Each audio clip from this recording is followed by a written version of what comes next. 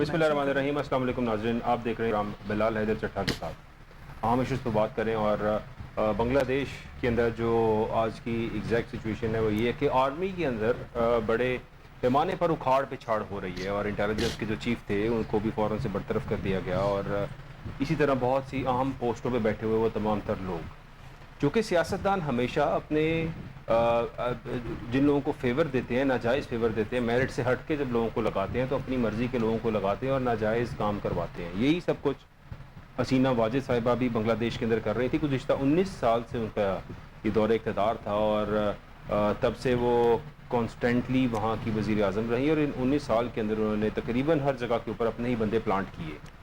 इसके बावजूद भी कुछ ना कर सकी, ना वहाँ की आर्मी, ना वहाँ की लॉ इन्फोर्समेंट एजेंसीज कुछ भी ना कर सकी जब अवाम निकल पड़े। और हमने देखा कि अवाम जब निकले तो अवाम के सामने, अवाम के समुंदर के सामने कोई चीज़ भी नहीं थे।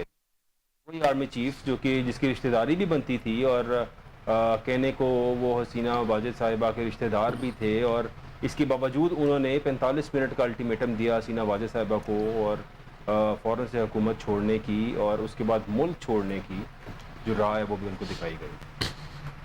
अब बांग्लादेश के अंदर सिचुएशन बिल्कुल उलट हो चुकी है। स्टूडेंट्स जिस तरह से निकले हैं और स्टूडेंट्स को सपोर्ट करने वाले उनके वालिदैन और तमाम तर लोग जिन्होंने भरपूर साथ दिया स्टूडेंट्स का, उनको बैक किया, तंग आके इन लोगों ने आखिर आज ऐसा महसूस होता है कि अब बांग्लादेश शायद आज़ादी हासिल कर चुका है।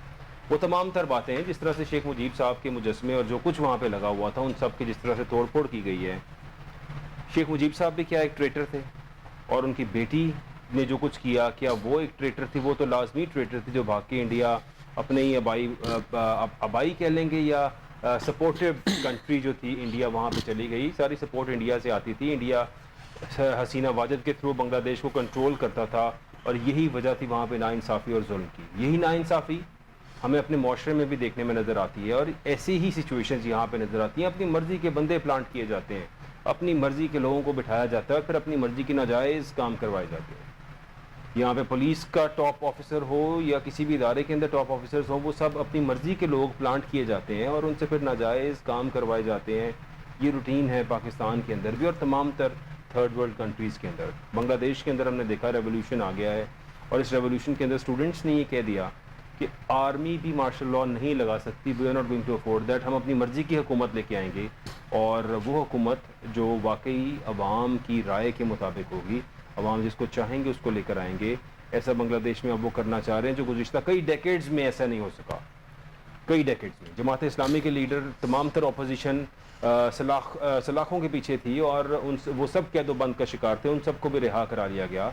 सिचुएशन बांग्लादेश के अंदर बहुत पॉजिटिव हो गई है। अल्लाह करे तमाम तर मुल्कों में जहाँ पे जिस माशरे में जुल्म नाइंसाफ़ी है, हर मुल्क के अंदर ऐसे ही उठे। ये यूथ ही उठेगी, नौजवान ही उठेंगे तो कोई तब्दीली आ सकती है। अदरवाइज़ नौजवानों के अलावा किसी भी मुल्क के पास ऑप्शन नहीं है। यही बात Quaid-e-Azam Mohammad Ali Jinnah, founder of the nation, भी बता गए थे कि नौजवान ही असल ताकत है और नौजवान ही है जो किसी भी माशरे के अंदर, किसी भी मुल्क के अंदर इनकलाब लेकर आ सकते हैं और यही नौजवान हैं जो कुछ कर सकते हैं। इनके अलावा कुछ नहीं हो सकेगा। इसके अलावा बात करेंगे मुल्क के अंदर जो IPPs की सिचुएशन है और IPPs की जो जोंक इस अवाम को लगी है, क्योंकि इसका पैसा तो अवाम को देना पड़ता है। मैं चैलेंज से ये बात कहता हूँ, अगर इस सियासतदानों को बिल अदा करने पड़े बिजली के अपने और ये बगैर करप्शन के बैठे हो सिर्फ अपनी तनख्वाह के ऊपर, जितनी इनकी तनख्वाह है उससे ज़्यादा इनके घर का बिल आए, मैं चैलेंज करता हूँ कभी भी पार्लियामेंट के अंदर इतनी बिजली महंगी होने ना दे। इनको मिलते हैं मुफ्त के बिल, इनको मिलते हैं मुफ्त के यूनिट्स, इन्हें फ़र्क कोई नहीं पड़ता। इनको IPPs के थ्रू ही पैसे घूम के वापस इनके पास आता है अरबों रुपया, इनको फ़र्क कोई नहीं पड़ता।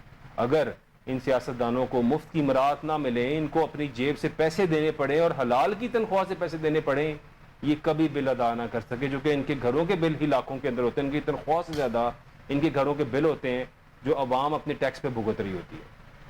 आखिर में बात करेंगे जो कौमी असम्बली के अंदर तरमीमी बिल पास कर लिया गया और अपोजिशन कहती है, अपोजिशन बड़ी नाराज़ है, अपोजिशन कहती है कि जो बिल पास किया हम इसके खिलाफ सुप्रीम कोर्ट में जाएंगे। इस पर बात करेंगे। स्टूडियोज में जो ज्वाइन कर रहे हैं, नूर मोहम्मद कसूरी साहब, thank you for being here sir. Barrister Khurram साहब भी हमें ज्वाइन कर रहे हैं। बैरिस्टर साहब thank you for being here.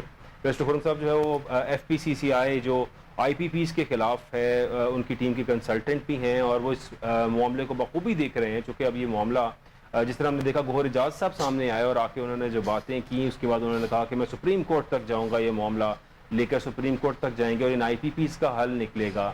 کیونکہ آئی پی پیز کی تکلیف اتنی بڑی تکلیف ہے جس کا اندازہ نہیں کیا جا سکتا. ہماری ملٹری، ہمارے ڈیفنس کا بجٹ 2200 ارب کے قریب ہے اور ان آئی پی پیز کو سالانہ 2500 ارب پیمنٹ کی جاتی ہے. کیپیسٹی چارجز کی مد کے اندر کتنا بڑا ظلم ہو رہا ہے اس ملک کے ساتھ، ناانصافی ہو رہی ہے. سٹارٹ کرتے ہیں بنگلہ دیش کی بات سے. جو کچھ ہوا وہاں پہ، نور محمد قصوری صاحب آپ کافی عرصے سے سیاست کو دیکھتے آ رہے ہیں، سیاست کا حصہ بھی رہے، مختلف جو ہے وہ پلیٹ فارمز پہ آپ سرو کرتے رہے ہیں اور آپ بڑے ماشاءاللہ سینئر سیاستدان ہیں، سب چیزوں کو دیکھتے آ رہے ہیں. جو حسینہ واجد صاحبہ ہے، جو بنگلہ دیش ہے، آخر زیادتی کس نہج تک پہنچی، کب آ کے عوام کی برداشت سے باہر ہوئی یہ چیزیں؟ کوٹا سسٹم سے بات شروع ہوئی، that was just the spark, وہ ایک چنگاری تھی جو کوٹا سسٹم کی بات بن کے نکلی، جس پہ پورے ملک کے اسٹوڈنٹس اور تمام تر لوگ باہر نکل آئے اور پھر جو ہوا وہ ہم نے دیکھا. کیسے دیکھ رہے ہیں آپ اس سچویشن کو؟ بسم اللہ الرحمن الرحیم. جہاں تک بنگلہ دیش کا تعلق ہے نا چٹھا صاحب، جی اگر ہم انڈو پاک میں ہم یہ اصطلاح کرتے ہیں انڈو پاک کی، ہندوستان پاکستان، یہ خطہ تھا اس وقت، یہ جو ہے نا بنگال کا علاقہ، جی یہ پہلے سے ہی بڑا مطلب ہے کہ علمی لحاظ سے، کلچر کے لحاظ سے اور مطلب اگر شعور کے لحاظ سے ہی انڈو پاک میں نا بہت آگے تھا. آپ دیکھیں جو ہندوستان کے جو سب سے پہلے نوبل پرائز ونر ہیں رابندر ناتھ ٹیگور، ان کا بھی تعلق بنگال سے ہی تھا. اس کے بعد پاکستان بننے کے بعد یا بنگلہ دیش بننے کے بعد جس کو پہلا نوبل پرائز ملا ہے ڈاکٹر یونس، اس کا بھی تعلق بنگلہ دیش سے ہی ہے.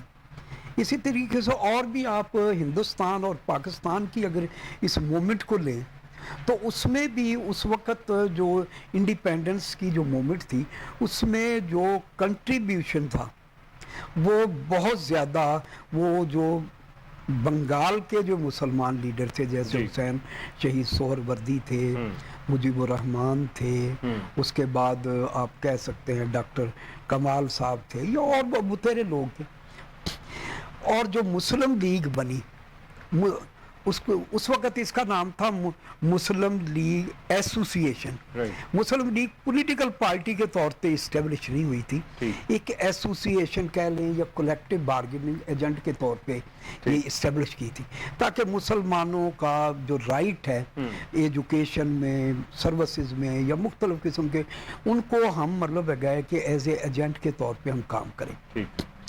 تو میں یہ سمجھتا ہوں کہ وہ جب پاکستان کا انہوں نے ساتھ دیا اور پاکستان کے ساتھ وہ آگئے، تو یہ جو اس میں مغرب پاکستان کا حصہ ہے، اس کو جب مغرب پاکستان کا ہم حصہ کہتے ہیں تو اس میں دو طریقے سے ہمیں ایک ہے سندھ، ایک ہے بلوچستان اور دوسرا ہے فرنٹیئر.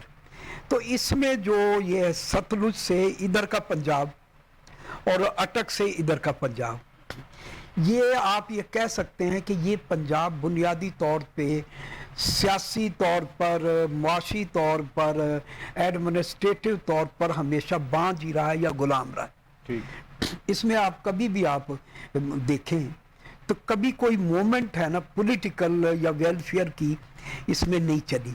جب بھی مومنٹیں بنی ہیں کوئی بنگال سے چلی ہے، کبھی کوئی ادھر لیڈرشپ ہے یہاں کی جو ہے نا ڈیولپ نہیں ہو سکی. لیکن پاکستان بننے کے بعد اتفاق سے جب وہ یہ آبادی کا مطلب تبادلہ ہوا تو جو یہاں کا جو زمیندار تھا، جو مزارے تھے، وہ زمیندار بن گئے. یہاں کا جو پانڈی تھے یا چھوٹے موٹے کام کرتے تھے وہ کاروبار میں آ گئے، کیونکہ ایک خلا پیدا ہو گیا. اس نے پھر قباحتیں پیدا کی. جب آپ کے پاس پیسہ آ جاتا ہے، معیشت میں آپ کا کچھ، پھر آپ آگے کی طرف ہی دیکھنے لگ جاتے ہیں. اور پھر دیکھیں نا اصول، rule of law, constitution, democracy, یہ یہاں کا مسئلہ ہی نہیں تھا مغربی پاکستان کے علاقے کا.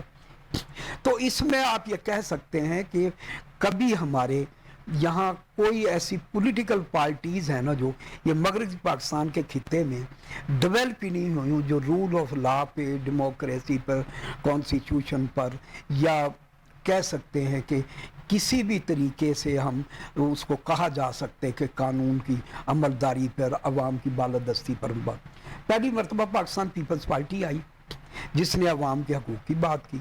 इसी तरीके से मशरक़ी पाकिस्तान में शेख मुजीबुर रहमान की पार्टी तो पुरानी थी, और उन्होंने ये कहा जा सकता है कि जब भी कोई मूवमेंट पाकिस्तान में वेलफेयर की कॉन्स्टिट्यूशन की चली है तो वो इस पाकिस्तान के लोग ही लीड करते थे, चाहे मादर मिल्लत का जो आप इलेक्शन कह सकते हैं उसको लीड किया, या जितनी भी मूवमेंटें चली सब मशरक़ी पाकिस्तान से चली। उसके बाद जब वो बांग्लादेश, जब हमने अवाम की जो कुव्वत है उसका फैसले को जब हमने तस्लीम नहीं किया तो वही मोमेंट जो है एक अलहदगी की क्यों, वो मतलब है कि आप चट्टा साहब, मैं पूरे, क्योंकि उस वक्त मुझे शऊर था, मैं पार्टी का सेक्रेटरी था, किसी लीडर ने मशरक़ी पाकिस्तान के ने अलहदगी की बात की नहीं थी। ना मुजीबुर रहमान ने, ना मौलाना बादशानी ने, ना हमारा पीपल्स पार्टी का जो सदर था कमरुज़्ज़मा उसने, या जमात इस्लामी के आप प्रोफेसर गुलाम आजम थे, या पीडीपी के नूरुल अमीन साहब थे, या वो सब यही बात। जो फिर मुजस्समे शेख मुजीब साहब के तोड़ रही है वो अवाम, वो सिर्फ हसीना वाजिद साहिबा के इस दौरे इक़्तिदार के अंदर किए गए जुल्म की वजह से उनकी बात नहीं, वो तो देखे ना, फिर ये तो हमारा जो है ना बर्रे सगीर का एक कल्चर है कि जब गुस्सा होता है ना, गुस्से पे ये काबू नहीं पाते। देखे ना इंडिपेंडेंस का हीरो था मोहनदास करमदास, गांधी थे, वो मतलब गए कि साल 1.5 साल बाद ही शहीद हो गए, या उनको मतलब कत्ल कर दिया गया, या जो भी कुछ थे, पॉपुलर लीडरशिप आप कह सकते हैं। इसी तरीके से जब बांग्लादेश बना है, आप उससे इख्तलाफ है, जब मैं पॉलिटिकल बात कर रहे हैं हम आपसे कि हम पॉइंट ऑफ व्यू दूसरा जो है ना यहाँ का नहीं कर रहे, लेकिन एक पॉलिटिकल स्ट्रगल तो थी ना। अब 25-30 साल उन लोगों ने, कभी हम ये पैरिटी का जो सिस्टम था, 1 यूनिट बना, किसी ना किसी तरीके से हमने अवाम की बालादस्ती, ये पैरिटी सिस्टम के जो 100 आदमी हैं वो भी 30 हैं, और जो 32 आदमी हैं वो भी 30 हैं, ये पैरिटी सिस्टम था कि मशरक़ी पाकिस्तान के 100 आदमी है ना वो 30 आदमी समझे जाएंगे, और जो मगरबी पाकिस्तान के 32 आदमी हैं वो 45 समझे जाएंगे। ये पैरिटी था, सिस्टम बना, 1 यूनिट बना, तो 1 यूनिट में भी किसी ना किसी तरीके से हमने 5 सूबे हो गए, वो 1 सूबा हो गया। तो इस तरीके से हमने किसी ना किसी तरीके से कॉन्स्टिट्यूशन में अगर बात कर लें या रूल ऑफ लॉ की बात करें, जो भी एडमिनिस्ट्रेटिव हमने जो तरीके इख्तियार किए, हमने ये रवैया रखा कि rule of law, constitution, democracy कोई वैल्यू नहीं रखती, जिसकी लाठी उसकी भैंस। आखिरकार वहाँ एक मोमेंट आप कह सकते हैं कि जब मशरक़ी पाकिस्तान में अवामी लीग की सारी लीडरशिप को गिरफ्तार कर लिया गया, वो किसी ना किसी तरीके, जब आप एक मोमेंट बन जाती है, फिर कहीं ना कहीं से सज्जे खब्बे से उसको सपोर्ट, जो इंटरनेशनल प्लेयर बैठे होते हैं दुनिया में, जिन्होंने बाद में वफादात, वो भी आ जाते हैं। फिर हमें ये बाकायदा उस वक़्त के ज़माने में हमारे जो फ्रेंड्स थे चाइनीज़, उन्होंने भी मशवरा दिया, यूएसए ने भी मशवरा दिया, और जो दूसरे रूसी थे जिनको हम अपना ये दुश्मन समझे, उन्होंने भी कहा कि आप पॉलिटिकल सेटलमेंट की तरफ जाएं। तो हमने उनकी जो वो ओपिनियन थी उसको पाकिस्तान के मामलात में मुदाखलत और पता नहीं क्या क्या नाम दिए, आखिरकार वो तसादम हुआ, और हमने जो था ना बांग्लादेश नाम रखना है ना, जो वो जो नाम चेंज करना चाहते थे वो नहीं रखा, बांग्लादेश बनवा दिया। अब जो 18वीं तरमीम के बाद चट्टा साहब, ये जो पाकिस्तान का मौजूदा स्ट्रक्चर है, शेख मुजीबुर रहमान के 6 नुकात थे ना, वो तो इससे कहीं उसमें ज्यादा जो है ना मरकज पावरफुल था। आज तो ये हो गया है कि पाकिस्तान का जो सेंटर है, या जो आप ये कह सकते हैं कि वो रेगुलेटर भी नहीं है। अब प्रोविंसेस के पास एडमिनिस्ट्रेटिव, इकोनॉमिक, या मतलब जो भी ताकत है प्रोविंसेस के पास इतनी चली गई है कि फेडरल गवर्नमेंट कोई भी वेलफेयर का, आवाम का काम करना चाहे, चाहे एजुकेशन में, हेल्थ में, किसी भी शोबे में वो कुछ नहीं कर सकती। तो मैं ये समझता हूँ कि जो ये बांग्लादेश में वाकया हुआ है कि एक तो लंबा हो गया था, 20 साल का जब इक़्तिदार हो जाता है ना, डेमोक्रेसी का एक बहुत बड़ा एक अच्छा जो उसको कहा जा सकता है पहलू है कि जो लीडरशिप है वो फील करती है कि कहीं अवाम का एतमाद तो हम नहीं खो रहे। वो जब अवाम का एतमाद खोने का या महसूस होता है, वो या तो लीडर है वो कहता है कि यार मैं तो थक गया हूँ, नई लीडरशिप को आना चाहिए, या अवाम की तरफ फिर दोबारा जाते हैं कि अवाम से फैसला लेंगे कि मैं मौजूदा जो हमारी हुकूमत की जो पॉलिसीज़ हैं उसको अवाम की हिमायत हासिल नहीं रही, इसलिए फिर हम दोबारा अवाम के पास जाएंगे। जब आप उसको अननेचुरल तरीके से जब देखें ना, ये इससे पहले भी जब 20-25 साल वो कई हुकूमतें वो रही हैं, उसमें 10 शेख हसीना क्या नाम था, खालदा ज़िया थी, या उससे पहले जो वहाँ के लोग रहे वो भी 5-5-10 साल रहे लोग, लेकिन उसने कोई ऐसी रिफॉर्म्स नहीं की या अवाम के लिए कहा जा सकता है कि बेहतर जो हुकूमत नहीं की। उसके मुकाबले में अगर देखा जाए तो हसीना वाजिद ने तो फिर भी बेहतर हुकूमत की, वहाँ इकोनॉमिक को बेहतर बनाया, एडमिनिस्ट्रेटिव सिस्टम को बेहतर बनाया, रूल ऑफ लॉ को बेहतर बनाया, लेकिन उसके बावजूद भी अवाम है जो उनमें गुस्सा था।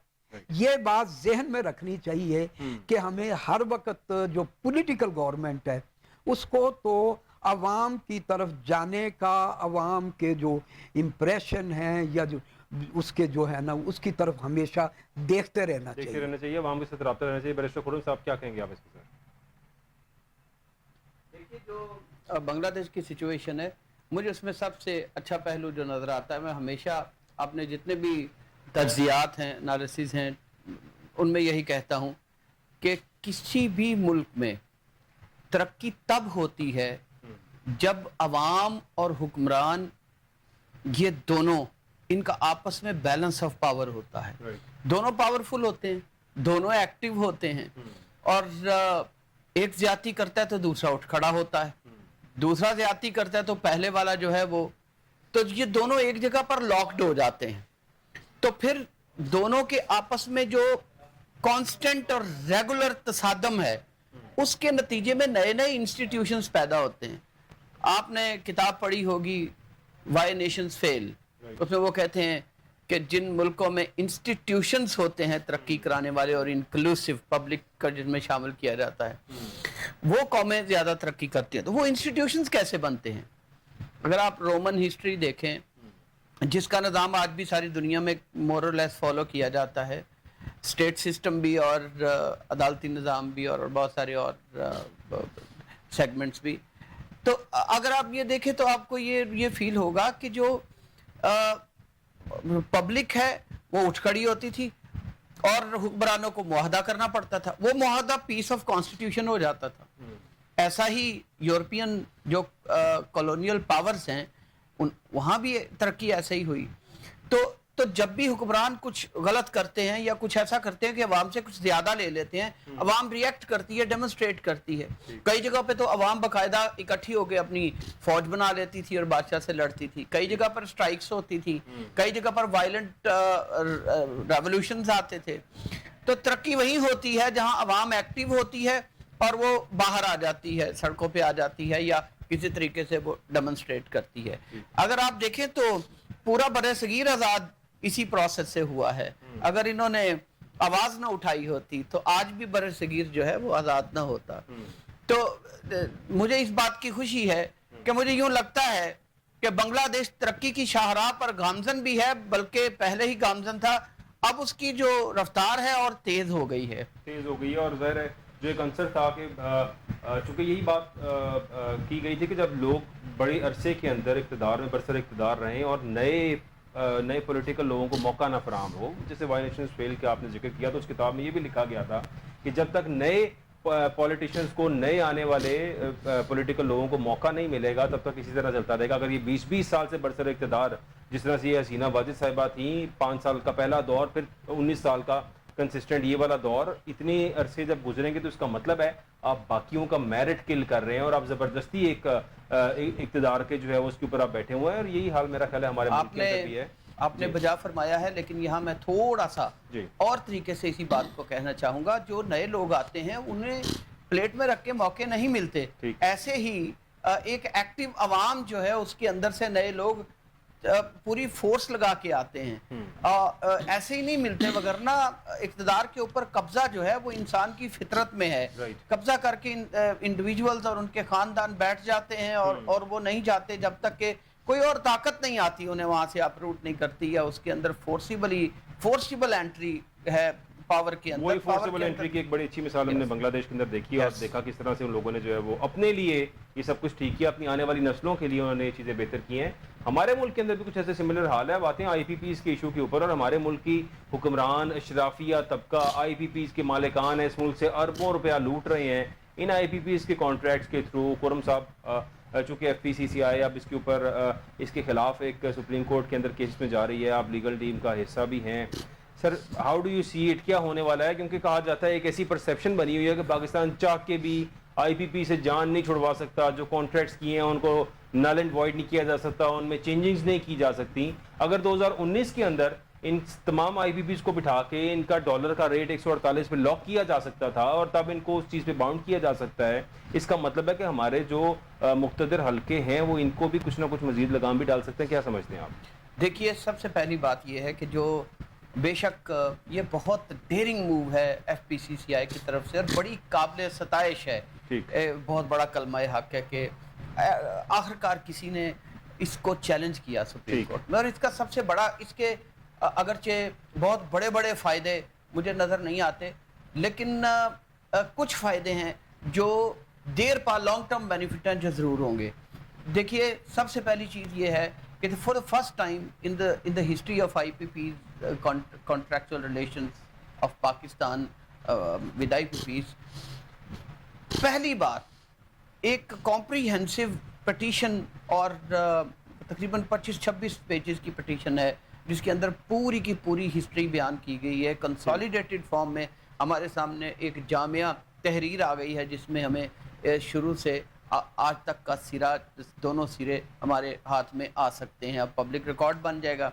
दूसरी बात यह है कि कुछ एग्रीमेंट्स भी सामने आएंगे और बहुत सारे ऐसे रिकॉर्ड्स आएंगे जो पब्लिक के लिए अवेलेबल होंगे। आप जैसे जो लायक पढ़े लिखे सहाफ़ी हैं और एंकर्स हैं उनके पास आएंगे और टीवी पे और ज़्यादा मवाद आएगा इसके ऊपर। इसके कुछ फ़ायदे हैं, मैं ये जानता हूँ और इस बात को मैं वेरी मच कॉग्निजेंट बतौर लॉयर के जो एग्रीमेंट किए हैं पाकिस्तान ने, चूँकि सॉवरेन गारंटीज दी हैं, इसलिए उन एग्रीमेंट से इस वक्त एज इट इज़ एस्केप करना पाकिस्तान के लिए मुमकिन नहीं। अगर एस्केप करने की कोशिश की, दलदल है उसमें हाथ पाँव मारेंगे और धंस जाएंगे। आप निकलने की कोशिश करेंगे, चैलेंज होगा इंटरनेशनल मुख्तलिफ आर्बिट्रल फोरम्स में और वहाँ पर आपको इससे कई गुना ज़्यादा पे करना पड़ सकता है। दूसरी बात यह है कि जो IPPs हैं वो ऐसे ऑपरेट करते हैं कि उन्होंने वर्ल्ड बैंक से फंडिंग ली होती है और इंटरनेशनल इंस्टीट्यूशन से फंडिंग ली होती है, और बल्कि ये बात भी बड़ी काबिल तनकीद है कि गवर्नमेंट ने ऐसे कॉन्ट्रैक्ट किए क्यों हैं कि जिसमें प्राइवेट लोग बाहर से फंडिंग ले रहे हैं और वो तो कॉस्ट ऑफ फंड बहुत ज़्यादा हैवी हो जाएगी। जब किसी मुल्क की गवर्नमेंट वहाँ से फंड लेती है तो उसकी कॉस्ट इतनी हैवी नहीं होती। तो चाहिए ये था कि गवर्नमेंट ऑफ पाकिस्तान वहाँ से बोरो करती और फिर आगे वो लोन इन्हें देती और गवर्नमेंट से ये लोन लेके चलते। तो इस तरह पाकिस्तान में लोग होते तो ऐसा करते, कैपेसिटी पेमेंट्स लेट होती हैं तो वो चूँकि उनके जो सूद हैं वो बहुत ज़्यादा बड़े चढ़े उन्हें पे करने पड़ते हैं, तो वो भी पाकिस्तान ही को देने पड़ते हैं। तो इसलिए ये भी बहुत सारे गलत काम हुए हैं। सर, इसमें अमेंडमेंट्स भी कुछ होती रही हैं साथ साथ। जैसे शुरू में जब IPPs लगे थे तो कहा गया था अगर ये 65% से कम बिजली बनाएंगे तो कैपेसिटी फाइन आयद होगा इनके ऊपर। मुझे बड़े अफसोस से कहना पड़ता है कि जो अमेंडमेंट हुई है वो सारी की सारी अवाम के खिलाफ से खिलाफ तर होती गई हैं और आपने ग्राउंड ज्यादा से ज्यादा बेनिफिट IPPs को देते चले गए हैं। तो सर, क्या ये बात चैलेंज नहीं हो सकती कि IPP स्टार्ट यहाँ से हुए थे कि कैपेसिटी फाइन पे करेंगे, ना कि ये बगैर बिजली बनाए कैपेसिटी चार्जेस के माध्यम से पेमेंट लेंगे, जो कि बिल्कुल ही मेरी बात को तो आतर से सुनिएगा। देखिए, बात ये है कि जो IPPs हैं उनके साथ जो हमारी सॉवरेन गारंटीज हुई हैं ये बहुत गलत काम हुआ है। ठीक है, हम इस सॉवरन गारंटी से बाहर नहीं आ सकते। ये एग्रीमेंट हमें भुगतने पड़ेंगे जैसे भी तैसे भी, ये ख़त्म नहीं हो सकते। इसे सुप्रीम कोर्ट ऑफ पाकिस्तान ख़त्म करेगी या करने की कोशिश करेगी, तो रिकॉर्डिंग के केस में हम लोग देख चुके हैं कि क्या हुआ है, और वो हमें फिर वैसे ही करना पड़ेगा। इसलिए हमें मिस्टेक्स को बार बार रिपीट करने की ज़रूरत नहीं है। हम ईजिली डिड्यूस कर सकते हैं कि सुप्रीम कोर्ट में के केस का रिएक्शन क्या होगा। लेकिन एक बात है, यहाँ ये बात समझने वाली है, और जो हम कर सकते हैं हमें वो करना चाहिए। देखिए, इस केस के नतीजे में ये जरूर हो सकता है कि सुप्रीम कोर्ट ऑफ पाकिस्तान ये ऑर्डर जारी करे कि जो सप्लाई ऑफ इलेक्ट्रिसिटी है वो जो आर्टिकल 9 है कॉन्स्टिट्यूशन का, राइट टू लाइफ, ये उसी का एक कंपोनेंट है। यानी इसे चूंकि ये राइट टू लाइफ सपोर्टिंग चीज है, इसलिए इसकी कमर्शियल कमोडिफिकेशन नहीं होगी, इससे प्रॉफिटियरिंग नहीं होगी, गवर्नमेंट करेगी, इस पर टैक्स लोएस्ट होंगे, और ये लीस्ट कॉस्ट बेसिस के ऊपर गवर्नमेंट परचेज करेगी अगर गवर्नमेंट ने किया तो। अगर अब से सुप्रीम कोर्ट में ये ऑर्डर आता है कि अब के बाद जो भी एग्रीमेंट होगा वो इन बुनियादों पर होगा, तो हमारी आने वाली नस्ल बच जाएगी। मैं और आप तो बिल्कुल नहीं बचते नजर आते। हाँ, हम अपने घर को सोलराइज करवा लें या ऑल्टरनेट एनर्जी की तरफ जो लोग जाएंगे, शायद उनकी को थोड़ी सी बचत होगी। तो बात ये है कि सुप्रीम कोर्ट के केस का ये फायदा होगा, लेकिन हमारे पास जो करने वाले काम है वो ये हैं कि देखिए, कैपेसिटी पेमेंट की बेस के जो पावर परचेज एग्रीमेंट्स हैं, ये वर्ल्ड बैंक ने और ये यूएसएड फंडेड जो कंपनियां थी उन्होंने ये बनाए हुए हैं। तो कतई नज़र इसके कि ये बात वहाँ भी जाती है कि इंटरनेशनल जो कमर्शियल इस्टेब्लिशमेंट है वो इसमें इन्वॉल्व है, लेकिन बात ये है कि उन्होंने पूरी दुनिया में ऐसा निज़ाम किया हुआ है। आप देखिए कि हमारे मुल्क में जो IPPs हैं वो दुनिया की 2 सुपर पावर्स हैं जो उन IPs फॉरेन जो IPPs हैं उनके पीछे हैं। तो ये पूरी दुनिया में ईस्ट से वेस्ट तक पावर परचेज एग्रीमेंट का सिमिलर मॉडल है। हमने 2 गलतियां बहुत बड़ी की हैं। नंबर 1 ये कि हमने कैपेसिटी और एक्चुअल कंजम्पशन का गैप बहुत बड़ा रखा हुआ है। देखिए, सर्दियों में हमारी 12,000 मेगावाट है, गर्मियों में हमारी 22,000 23,000 तक चली जाती है, लेकिन यहाँ पे कैपेसिटी 45,000 को छू रही है, तो डबल गैप है। इतना बड़ा गैप दुनिया में नहीं होता। कैपेसिटी पेमेंट सारी दुनिया की गवर्नमेंट जो IPP से परचेज करती हैं वो कैपेसिटी पेमेंट के ही एग्रीमेंट होते हैं और कैपेसिटी पेमेंट करती है, लेकिन कैपेसिटी का गैप इतना ज्यादा नहीं होता। दूसरी बात ये है, वो सॉवरन गारंटीज नहीं देते। वो इंसेंटिवाइज इस तरह करते हैं कि वो कहते हैं लोएस्ट टैक्स होगा, वो कहते हैं ईज ऑफ डूइंग बिजनेस वाली सारी चीजें यहाँ पर मौजूद हैं। आपको आसानी होगी ऑपरेट करने की, आपको लीगल प्रोटेक्शन भी होगी, आपको फिजिकल प्रोटेक्शन भी होगी। इस तरह की चीजें करके फॉरेन डायरेक्ट इन्वेस्टमेंट को ल्योर किया जाता है। तो हमारे मुल्क में ऐसा नहीं किया गया। ये सारी, मैं इसे कोताही नहीं समझता, क्योंकि इस तरह की कोताहियां जो होती हैं वो कोताही नहीं कहलाती है, वो बकायदा बदउनवानी कहलाती हैं। यहाँ बहुत बड़े मसाइल हैं, मसले हुए हैं, जानबूझकर ये कोताहियां की गई हुई हैं, इसको आप जो मर्जी नाम दे दें। तो बात ये है कि करने वाले काम ये है कि आइंदा एक तो हम अपने जितने भी IPPs के साथ, अब देखिए पाकिस्तान के अंदर तकरीबन 11,000 मेगावाट प्लस जो पाकिस्तान की अपनी गवर्नमेंट की कैपेसिटी है वो बढ़ जाएगी। मुख्तलिफ पावर प्रोजेक्ट्स हैं, हाइडल भी हैं, न्यूक्लियर भी हैं, थर्मल भी हैं। तो 11,000 मेगावाट बाय 2031 गवर्नमेंट की कैपेसिटी बढ़ जानी है। तो गवर्नमेंट ज्यादा से ज्यादा डिपेंड उन के ऊपर करे और आइंदा रिन्यूअल्स ना करे और स्लोली फेज आउट करे, फेजिंग आउट करे।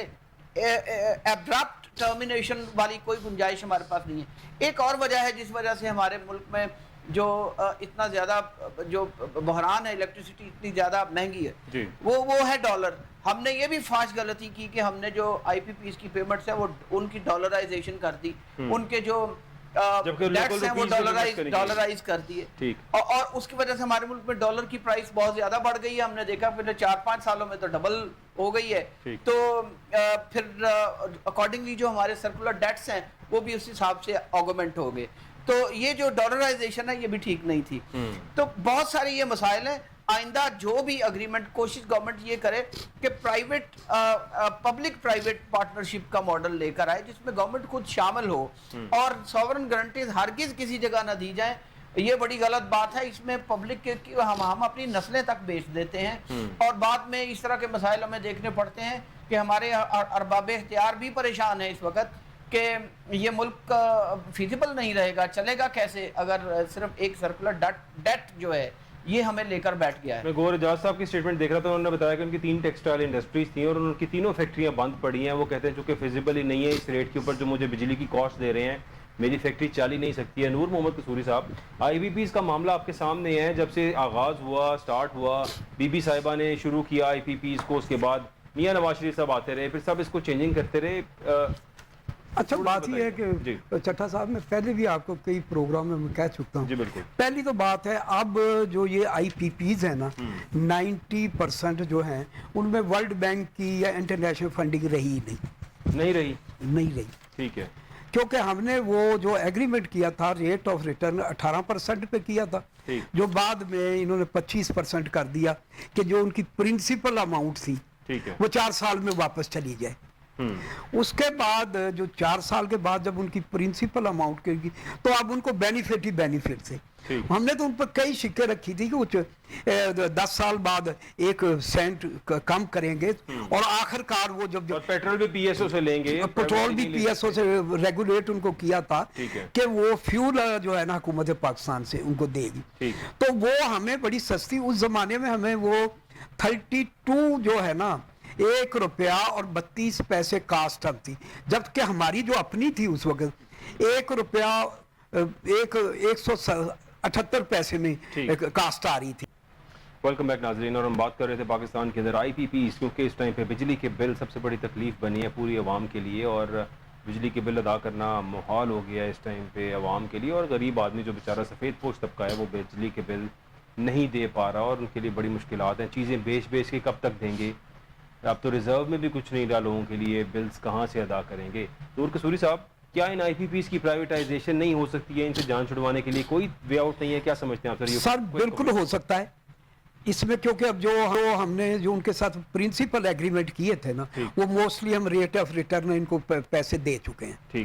اب آگے بینیفٹ ہیں ان کے یہ.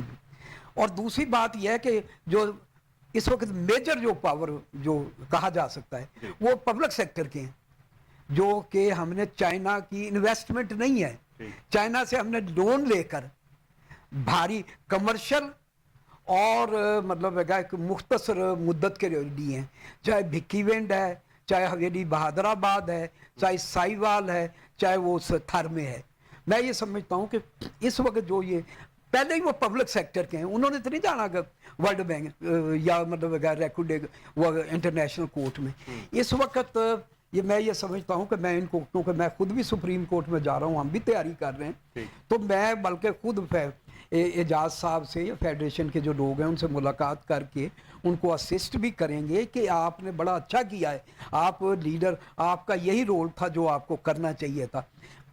کیونکہ یہ نام یہ دیتے ہیں کہ ہم انٹرنیشنل انویسٹر کو یا لوکل انویسٹر کو پروٹیکشن دینا چاہتے ہیں, اس کے کور میں بیسکلی یہ اپنے چند لوگوں کو فائدہ پہنچا رہے ہوتے ہیں.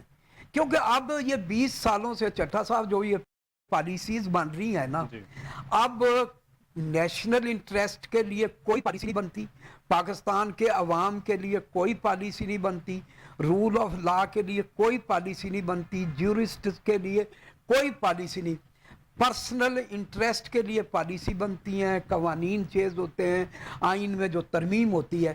20 سال سے میں گارنٹی سے کہتا ہوں چیلنج کے ساتھ کہ نہ تو کسانوں کے لیے کوئی پالیسی آئی ہے, نہ وکلاء کے لیے کوئی پالیسی آئی ہے, نہ جوڈیشل ریفارمز کی کوئی پالیسی آئی ہے, نہ ہی کوئی ایسی فرینڈ آف پیپل پالیسی آئی ہے جس میں آپ یہ کہیں کہ اگلے 10 سال بعد یا 20 سال بعد یا 5 سال بعد عوام کے لیے کوئی کمیونیکیشن کے سسٹم میں, کوئی اکنامک میں, کوئی ویٹ میں یا کسانوں کا کوئی بھلا ہو جائے گا. اس لیے میرا, اور دوسری بات ہے مجھ سے زیادہ جو قانون کو سمجھتے ہیں بیرسٹر صاحب, صرف آدھے منٹ میں بات یہ ہے کہ جو یہ ایگریمنٹ ہوتے ہیں یہ ون وے نہیں ہوتے. جب آپ کسی بھی عدالت میں جاتے ہیں تو وہ پہلی بات یہ کہتے ہیں کہ اگر یہ ون وے ہوا ہے تو اس پہ بحث بھی ہو سکتی ہے اور قانون کے مطابق خرم صاحب کیا کوئی وے آؤٹ ہے سر؟ ان کو نیشنلائز کیا جا سکتا ہے آئی پی پیز کو، جو سوورن گارنٹیز کا معاملہ ہے، کیا ان پہ عدالت میں جا سکتا ہے اور ان پہ کچھ کیا جا سکتا ہے؟ کیا سمجھ جب آپ سوورن گارنٹیز دے دیتے ہیں تو پھر نیشنلائزیشن نہیں ہو سکتی، وہ بریچ آف کانٹریکٹ ہوتی ہے، جس کی وجہ سے جو آپ کے انٹرنیشنل لوگ ہوتے ہیں جنہوں نے انویسٹمنٹ، فورن ڈائریکٹ انویسٹمنٹ ہوئی ہوتی ہے اور انہوں نے کی ہوتی ہے اور آبویسلی ہوئی ہوئی ہے، اور بہت سارے ہمارے آئی پی پیز جو ہیں وہ فورن کمپنیز ہیں یا فورن کمپنیز کئی شیئر ہولڈرز ہیں، تو وہ ان کے اگریمنٹس کے اندر جو آربیٹرل فورم مقرر ہوئے ہیں، آربیٹرز اپوائنٹ ہوئے ہیں، آربیٹریٹرز، ایک London court of international arbitration ہے، پھر international centre for investment settlement of investment disputes ہے، پھر international chamber of commerce ICC ہے. تو یہ جو ادارے ہیں جب یہ کوئی فیصلہ دیتے ہیں، جیسے کہ ریکوٹک میں ہمارا فیصلہ ہوا، بالکل، تو Reko Diq is perfectly similar example in such kind of situations. تو پھر وہ ساتھ میں ڈیمیجز ایوارڈ کرتے ہیں. ہوا تھا پاکستان کو. دیکھیے نا، جب آپ ان کو روک دیں گے اور تو ان کا جو رکنا ہے اس سے ڈیمیج ڈبل ہوگا، اور وہ جو ڈیمیجز سے ریزلٹنگ کمپنسیشن ہے وہ ہم دل کرے تو ہم نے 10 روپے دینے ہیں تو وہ ہمیں 50 روپے دینے پڑ جائیں. تو اس لیے وہ راستہ اچھا نہیں ہے، وہ ممکن نہیں ہے، وہ بریچ آف انٹرنیشنل کانٹریکٹس ہوگی میری دانش کے مطابق، reserving utmost respect to any other opinion in this regard. تو ایک یہ بات ہے. لیکن 2.5 ٹریلین ہم ان کو پے کرتے ہیں کیپیسٹی چارجز کی مد میں. 2.5 trillion is a very big amount. ہمارا 2.5 ٹریلین تو ریپیٹ میں آپ شمار کرتے ہیں. آپ دیکھیے کہ اب سے ایک دہائی پہلے یا اسٹرکٹلی اسپیکنگ 7-8 سال پہلے تک کبھی یہ مسئلہ اٹھا تھا؟ نہیں، پتہ ہی کسی کو نہیں. اس کی وجہ یہ تھی کہ آپ کا ڈالر کنٹرول میں تھا، جو آپ کا روپی تھا ڈالر کے اگینسٹ، اتنا ڈی ویلیویشن اس کی نہیں ہوئی ہوئی تھی. اس لیے فوری ان کمپنیوں بوجھ بجلی صارفین پہ نہیں ڈلا ہوا تھا. نہیں ایسا نہیں ہے سر، مطلب بوجھ ہمیشہ صارفین پر ہی ہوتا ہے. گورنمنٹ کے ٹائم پہ 17 روپے کا یونٹ پہنچا. آپ کی بات ٹھیک ہے، آپ کی بات ٹھیک ہے، 60 روپے کا پہنچا. اس کی جو ہے ٹھوس وجہ جیسے کہ فورن آئی پی پیز نے کہا جی ہم نے ڈالرائزیشن کرنی، ڈالرائزیشن ہم نے کر دی، ہمیں نہیں تھی کرنی چاہیے. لیکن ہم نے دیکھا کہ ہماری اصل میں اگر ہم آئی پی پیز کا مسئلہ حل کرنا چاہتے ہیں، ہمیں ایک لائق بچہ بننا پڑے گا. ہمیں اپنے ملک کی پوری اکانومی کو اپ گریڈ کرنا پڑے گا. ہمیں اچھے بچوں کی طرح جتنے ایسینشلز فار اکنامک ڈیولپمنٹ ہیں وہ پورے کرنے پڑیں گے. ہمیں اپنی عدالتوں کا نظام ایکسیلنٹ کرنا پڑے گا. ہمیں اپنی ایجوکیشن کو اپ لفٹ کرنا پڑے گا. ہمیں ایز آف ڈوئنگ بزنس کے ٹھوس اقدامات کرنے پڑیں گے. ہمیں ریگولیشنز کم سے کم کرنی پڑے گی.